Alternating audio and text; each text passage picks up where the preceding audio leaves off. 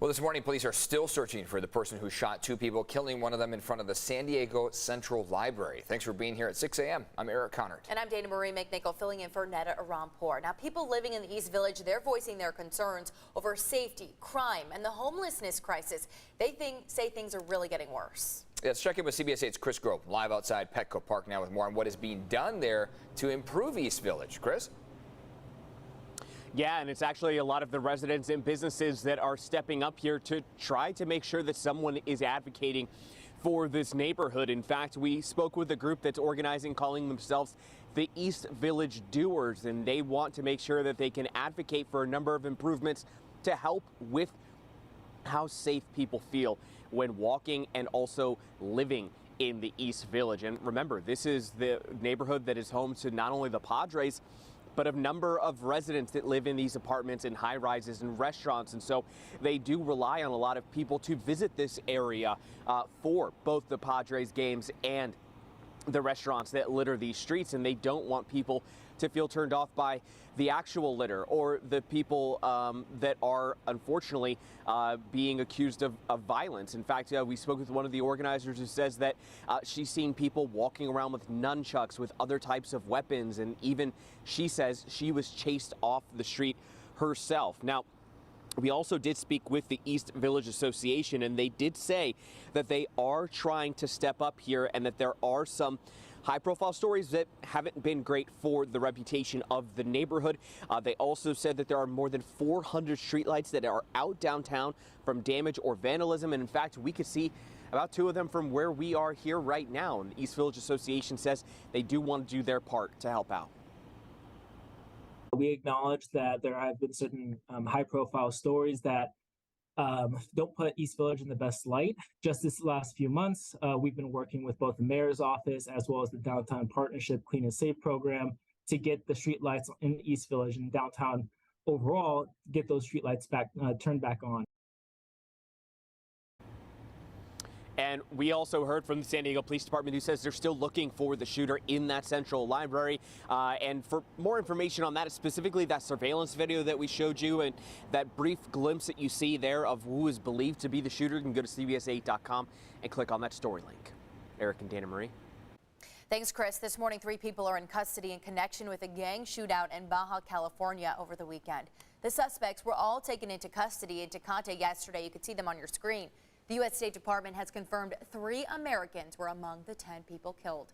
The shooting happened on Saturday at a racing event south of Ensenada. We've confirmed 2 victims are from San Diego. Right now, we're working to learn more about the 3rd American killed.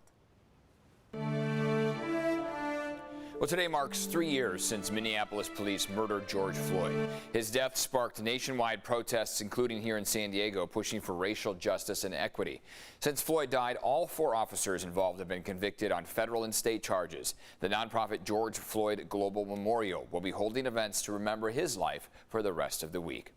Right now, we are 1 week away from a U.S. debt default deadline. You see the countdown clock right here this morning. Still no deal to raise the debt ceiling. There are no scheduled talks between President Biden and Republican House Speaker Kevin McCarthy, but their teams do continue to negotiate. House Majority Leader Steve Scalise says the House will go on recess today and will only come back if a deal is reached. Paychecks to active duty military members could be held up if no agreement is reached on the debt ceiling. That could have a big impact in San Diego here, a huge military town, of course.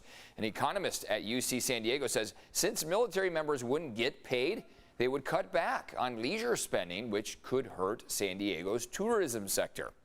So what can you do to limit a debt default's potential impact on your finances? Working for you here and your wallet, we have a couple of tips here for you. Number 1, build an emergency fund. Experts generally recommend setting aside maybe 3 months worth of living expenses to help out. Number 2, reduce your debt. Pay down those high interest credit cards and personal loans. A default could impact interest rates, raising those borrowing costs, which leads to tip 3, wait to buy a home. Zillow estimates a prolonged default could raise 30-year mortgage rates to 8.4%. 4, diversify your investments. And number 5, review and adjust financial plans. You can use this time to reassess your goals and your budget. The Memorial Memorial Day weekend travel rush begins today. Air travel could exceed 2019 travel numbers by more than 5%. AAA says this Memorial Day weekend could be the busiest at airports since 2005. Now, if you're driving, AAA expects today and tomorrow between 3 and 6 p.m. to be the busiest times on the road. Traffic should be lighter on Saturday and Sunday, but Monday will also be very busy. And we do want to give you a check on those gas prices. This morning, San Diego's average price is $4.85 for a gallon of regular. The price has increased 3 cents in the past week. AAA says that's due to higher demand just because of this holiday weekend. They love to get you at the pump when they can. And as we gear up for wildfire season, this year's historically wet winter could actually raise the risk of fire danger later this year as temperatures begin to rise. Fire danger is above average compared to past years, especially with more brush growth expected after major rains we had this winter. During a town hall in Terrasana last night, officials stressed that now is the time to get ready. But it's also about the communications, making sure every single neighborhood knows that they need to be prepared when wildfires are about to start. Just have your bags ready, know your evacuation plan, know where you're going to go, and then when and if the fire department calls for an evacuation, don't wait.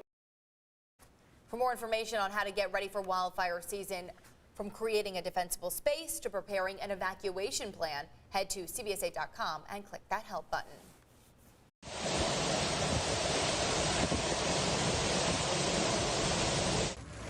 And people this morning in Guam are picking up the pieces after a historic typhoon battered the U.S. territory. Residents are still under a shelter-in-place order after being battered by Typhoon Mawar. The eye of the storm just hit north of Guam, bringing hurricane force winds up to 165 miles per hour and heavy rain. So far, no deaths or injuries have been reported. The storm now moves towards the Philippines and Taiwan. Local groups like House of Camaros at Balboa Park are monitoring the impact of the typhoon. They're sharing constant updates on their website. Evan is also tracking it. Evan, this looks devastating. Really tough to see a lot of those homes flooding. Looks like they're really not destroyed, but damaged. Yeah, we're still seeing this continue to move farther off to the northwest of Guam, still sustaining speeds at 125 miles per hour. So still a hurricane, and again, moving west right now at 13 miles per hour. So this is the center of the storm. You see its past path, and it made its way just to the north of Guam and now is jetting off to the west, headed toward the Philippines. We'll, of course, keep monitoring this. You can head to our website, CBS8.com, for more. We've got more info on the devastation that it has left there. Forecast for the day showing 60-degree temperatures here locally in San Diego. We have that marine layer with us yet again this morning, so expect those clouds to stick around for the majority of the day. It looks like yesterday we had some portions of the map where those clouds broke apart, mainly from west to east as opposed to from east to west. So there were a lot of inland valleys that were kind of socked in for the entirety of yesterday. 66 this afternoon for your valleys, 63 along the coastline, 62 for the mountains, and these temperatures are pretty much all cooler than average. Looking at your current temperatures, walking out the door right now, we're mainly in the 50s, 57 for Encinitas, 56 right now in Poway. Temperature in Ramona, 54 degrees, and one of the coldest spots on the map is Julian at 43. And you can see how today fog is not much of an issue. We, over the last several days, have been working with a lot of that fog, meaning those clouds were low down to the ground. Today, yes, it is overcast out there. There are still many, many clouds. However, those clouds are not dropping down to the ground. So not quite as much of a mist or a light drizzle, but yesterday was enough to sustain damp roads, and it even brought us 1/100th up to about 4/100ths of an inch across portions of the county. Look at this gorgeous photo sent in by Barry. I will say we've had plenty of viewers who have written in and said they love May Gray. So I know it may be an anomaly, but there are many, many people who are fans of the clouds that have been joining us each and every day, and especially of these types of views around Mission Bay where you get the little peaks of sunshine as the sun goes down. You can keep sending your photos into us using the CBS 8 app. We love to see how you're starting off your day and what the rest of your day looks like as well. Over the last 2 weeks, there has been only one day where we matched average. We haven't exceeded average on our afternoon high temperature over the last 2 weeks, and it seems like that trend is not going to end anytime soon. Models that extend more than 10 days out show every single day with a dense layer of clouds and every single day cooler than average. Now, for traffic, here's a look at the border wait times at the CBP website. Right now, 30-minute wait for the general line at the San Ysidro Port of Entry. Otay Mesa Port of Entry, about 15 minutes. These are much faster speeds than what we're used to, so you can keep monitoring that situation. We will, of course, keep checking the CBP website for the latest. And if you want to know what the highways look like across San Diego County, you can always go to cbsa.com/traffic. Back to you.